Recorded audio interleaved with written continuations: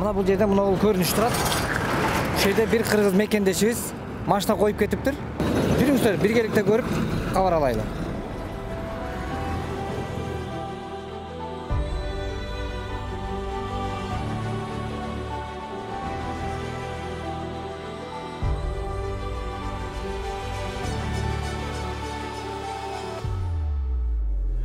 Bir yaş bala çıktı. Adam maşına kaçıp beni kağıt etmedi. Ha, siz de koyup gitti. Ben koyup gittim. Nasıl bitti?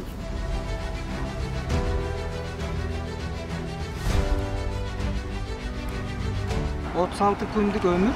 Азыр отунан таяктан да азыр байкен басып калыптыр. Баспай жатсыз беле? Баспай канча күн жаттыңыз турбай? 24 күн, а сиз бир 10 күн эле болуптур да тургансыз, э?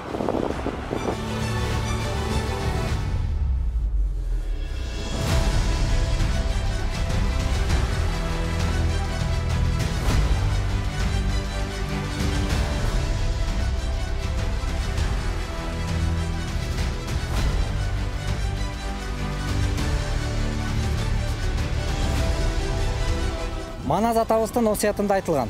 7 осуяттын биринде жаратылыш менен таптуу мамиледе болуу.